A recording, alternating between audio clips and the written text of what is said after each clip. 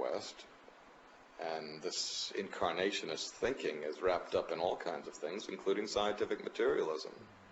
Yes. This physicality as the root notion of necessity. This is even part of the Buddhist tradition, interestingly.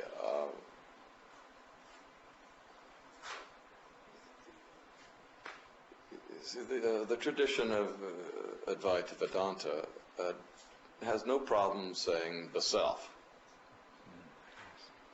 The Atman, that is the Paramatman, the non-separate self, just the self.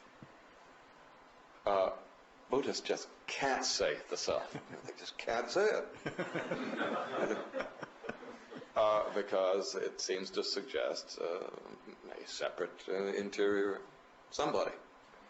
And there's a fundamental philosophical disinclination to defining anything separately. Yes. So they can't say the self. So there's constantly got to be an accounting for the nature of phenomena that is somehow transcendental. So there's always a referencing to phenomena, characteristically, in the Buddhist tradition. There are 6-stage Buddhist traditions. The dominant ones are 6-stage. But they are different from the tradition of Advaita Vedanta because of this distinction in the preference relative to the philosophical language that's the basis for describing reality. Yes. Ultimately, yes, the self is to be realized, but we can't say the self. So, you see, you look at the phenomena until you are relieved somehow or other of the binding power of phenomena. And what is realized is just not described. But it's the self.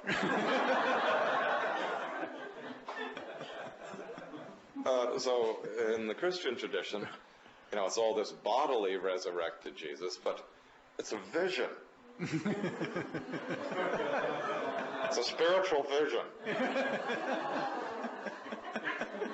It looks like light. Physical resurrected up into the skies, but it's light. Can't say it though, because that sounds like Gnosticism. And Irenaeus wrote 5 volumes in which he defined heresies. And Gnosticism is a heresy, so you can't say it's spirit. You have to say it's flesh. Well, the entire Western tradition is based on it. And that's where scientific materialism came from. Science as it is could not have been invented anywhere in the world but in the West. And it's because of this Christian tradition and its incarnationist theology. It allowed for this way of getting at things, which is a useful method from a certain perspective. But it's the particular genius of the westernized mind, and Christianity's its source tradition in religious terms, this incarnationist tradition. But it's just a theological preference, and it created science as well as pictures like Jesus going up into the sky and disappearing behind the clouds, or somehow getting to Galilee in a flash, and yet he was physically existing. So it's paradoxes, you see, commanded by theological preferences. And those who are involved in the Christian tradition are persuaded by it. Well, it's theirs to figure out, theirs to deal with, you see. It's not obligatory for anybody else, so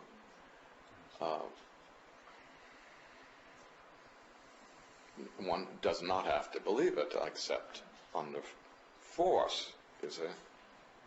It has been forced on some people, like other religions have been forced on people. Hopefully, especially in democratic societies, it's not an enforced belief. In fact, free inquiry is permitted and encouraged. But free inquiry should also mean that free discoveries are also allowed. Yes.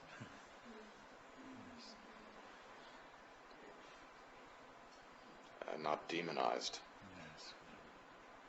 by the dominant propaganda. Materialistic, incarnationist, you name it. Whatever it is it?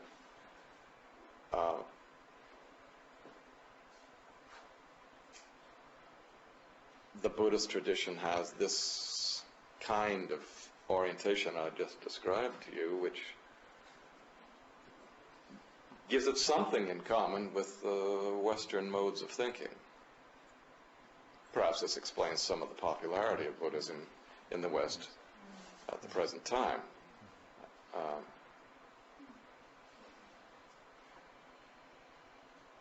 Everybody loves the Dalai Lama, but nobody is going to lift a finger to save Tibet from the Chinese.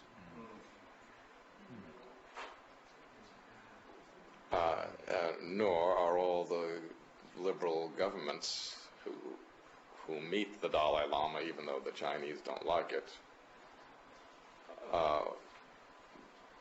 those government representatives are not about to become Buddhists. But there are popular Buddhist movements of various kinds, including those associated with Tibetans who are traveling throughout the world.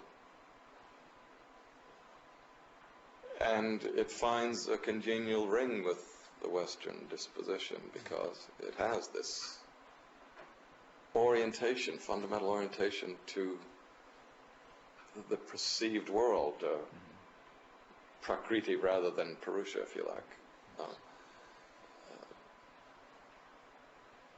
A different philosophical orientation, just as there are different theological orientations in the traditions.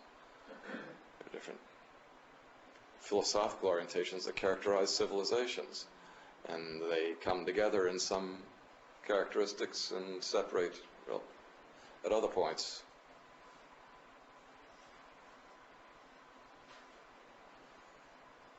The Western leaders who meet with the Dalai Lama are not wholeheartedly recognizing the pursuit of nirvana.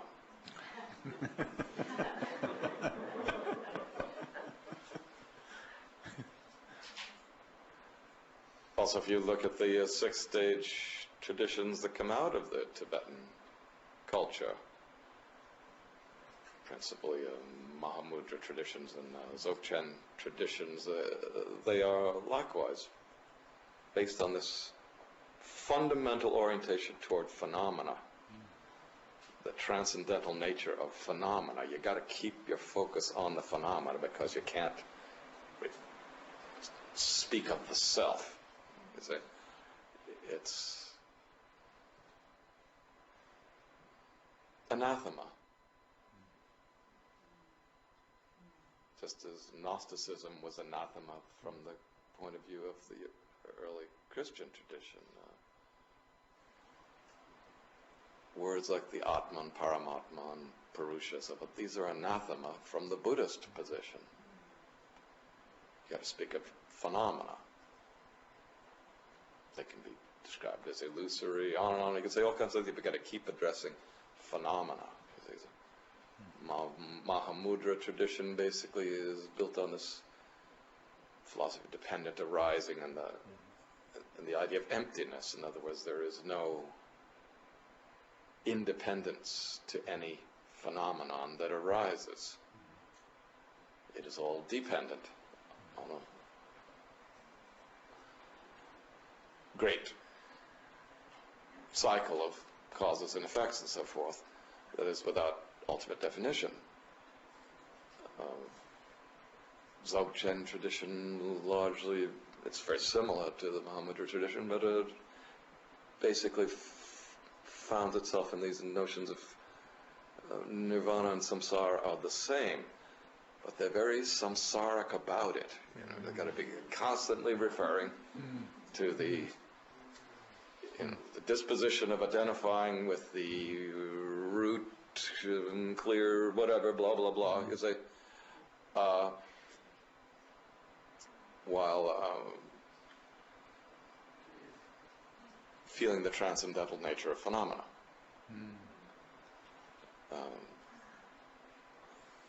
So there's a lot of Dzogchen presuming to be in some absolute condition while you continue persistently to look ordinary and do ordinary things and don't discipline or change and don't even meditate.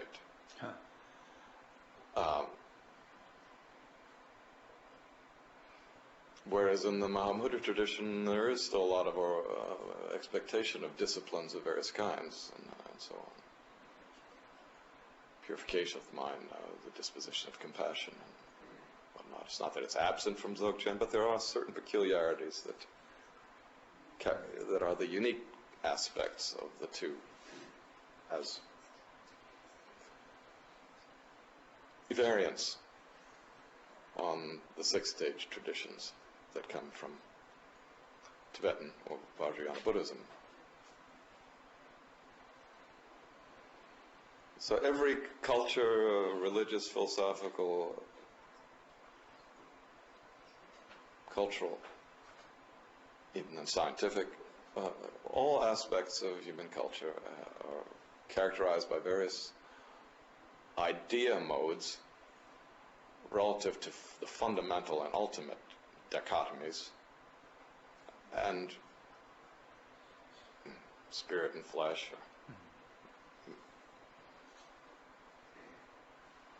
self and energy, so on. Consciousness and light, separate. One of them is viewed as dominant, the other secondary to it, and you get a whole different kind of tradition. Insist on the flesh nature of the resurrected Jesus, then because you don't want to be Gnostic about things, you seem to be throwing out the baby with the bathwater in some sense. You can't acknowledge spiritual things. The Buddhist tradition can't acknowledge consciousness unless it means something you know with or something that is separate. Whereas the tradition of Advaita Vedanta doesn't mean anything separate about the reference whatsoever. It's just a convenient way of pointing at the root condition. But its tendency is to be exclusivistic about it. And that's its conditional limitation, the effort to exclude phenomena in order to identify with the self.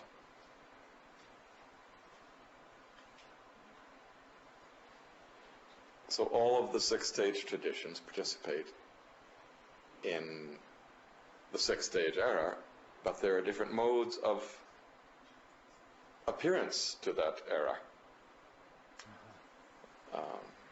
As with the previous stages of life, all the traditions that are associated with any of the developmental stages of life are built upon the errors inherent in those stages of life.